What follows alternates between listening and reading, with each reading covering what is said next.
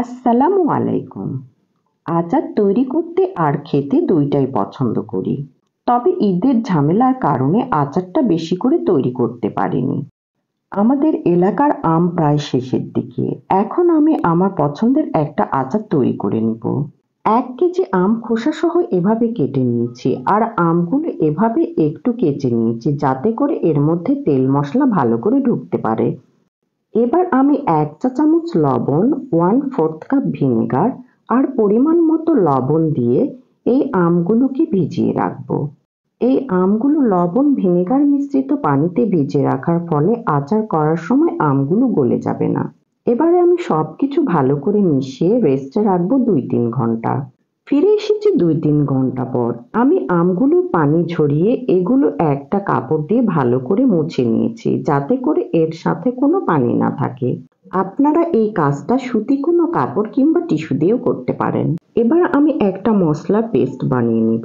এজন্য একটা বোল নিয়েছি আর সেখানে দিব ২ টেবিল চামচ লাল মরিচের গুঁড়া, ১ চা চামচ হলুদ, হাফ চা চামচ লবণ আর দিব একটা স্পেশাল মশলা।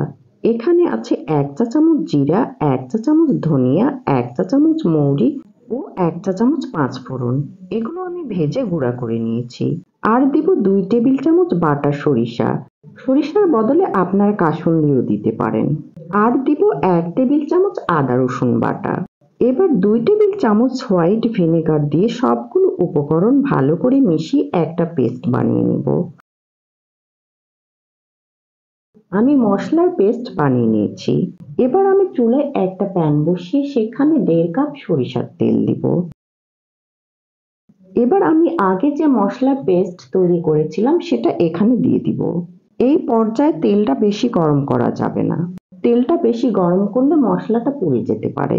এবার আমি মশলাটাকে তেলের মধ্যে কষিয়ে নিব। ৪-৫ মিনিটের মতো সময় লাগবে মশলাটা কষাতে।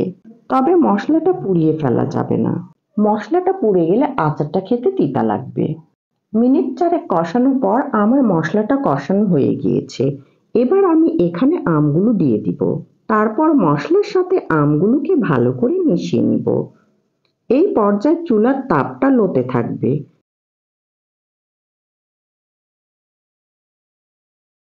এবার আমি ঢাকনা দিয়ে আমগুলো ঢেকে দিব। ফিরে এসেছি ১০ মিনিট পর। আপনারা দেখতে পাচ্ছেন আমের খোসার কালারটা চেঞ্জ হতে শুরু করেছে। অর্থাৎ আমগুলো সিদ্ধ হতে শুরু করেছে। আমগুলো আমি নেড়েচেড়ে দিয়ে আবারও ঢাকনা দিয়ে ঢেকে দিব। ফিরে এসেছি ২০ মিনিট পর। এবার আমি এর সাথে দিব ২ টেবিল চামচ চিনি।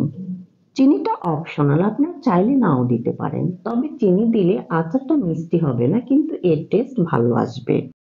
এবার সবকিছু আবারও মিশিয়ে নিব ভালো করে। এবার আমি আর ঢাকনা দিব না। আমগুলো কষিয়ে কষিয়ে আচারটা তৈরি করে নিব। আরো কিছুক্ষণ জাল করার পর আপনারা দেখতে পাচ্ছেন আমগুলো সিদ্ধ হয়ে গিয়েছে। এবার আমি চুলাটা বন্ধ করে দিয়ে আচারটা ঠান্ডা করে নিব। আচারটা ঠান্ডা করার জন্য আমি এটাকে একটা ফ্ল্যাট পাত্রে তুলে নিব।